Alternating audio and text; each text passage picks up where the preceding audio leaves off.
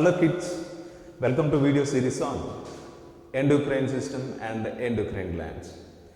Students, have you ever seen our protruded neck? What is the structure present in our protruded neck? And do you know the thyroid gland is one of the second largest gland in our body, which means functionally it is one of the important gland, not largest gland, but functionally it is important gland. So here, what is a thyroid gland? What are the secretions of thyroid gland? What were the hormones secreted by the thyroid gland? What are their functions? For all these questions, we are going to find out the answers. Dear students, here you know there is a thyroid stimulating hormone which is secreting from the anterior pituitary gland or adenohypophysis of the pituitary gland. This thyroid stimulating hormone acts upon this thyroid gland, as you can see in the figure how this thyroid gland looks like, acts upon the thyroid gland and helps in the process of growth of thyroid gland. Let us see silent features of thyroid gland and functions of thyroid gland with the help of some interesting points. First of all, you have to see the anatomy of thyroid gland. Thyroid gland is located at neck region. As you can see here, it is the thyroid gland, also known as Adam's apple, which we can call it as Adam's apple. And thyroid gland is made up of two different types of tissues. First one is stromal tissue. Second one is the follicular tissue. First one is stromal tissue, second one is follicular tissue. Here, the follicular tissue of thyroid gland able to produce two different types of hormones. As you know, T3 and T4 hormones respectively. What do you mean by T3? What do you mean by T? T here indicates thyroxine. Thyroxine. Thyroxine. What do you mean by 3? Triiodothyroxine. And whereas T4, tetraiodothyroxine. I want to say one interesting point regarding T3 and T4 hormones. T3 or T4 hormone, whatever it is, both of them playing a key role in, they have a same function.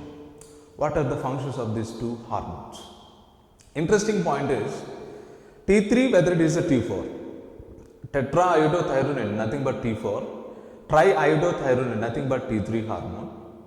Both of them are having the same similar functions.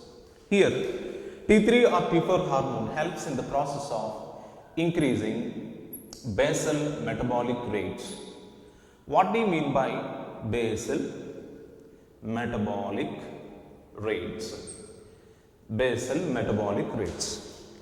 The basal metabolic rates are nothing but the amount of consumption of oxygen for unit weight of the human body.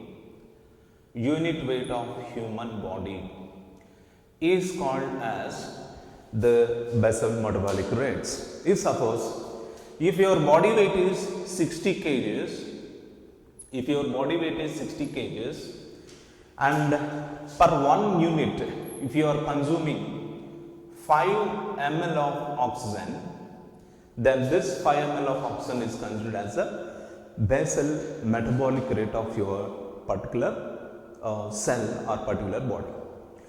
During these basal metabolic rates, what are the things going on? Basically, during oxygen consumption, glucose, what is the chemical formula of glucose? It is C6H12O6, right? During basal metabolic rates, when oxygen consumed by the cells, here glucose molecule going to break down into chemical component called adenosine triphosphate. Adenosine triphosphate is nothing but the energy currency of the cell. Energy currency of the cell, that is nothing but adenosine triphosphate. Clear, students? For the process of production of energy in the cells during metabolic rates, thyroxine and T3 T4 hormones plays an important role. Let me say one more interesting point. Here, thyroxine hormones also helps in the process of erythropoiesis. What do you mean by erythropoiesis? Erythro means RBC, poiesis means production. The process of production of RBC in the bone marrows is considered as a erythropoiesis.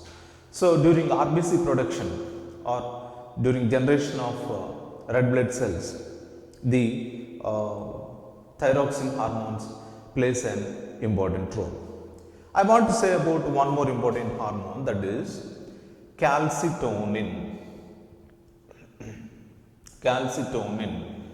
What do you mean by calcitonin? Calcitonin is one of the important hormone of thyroid gland.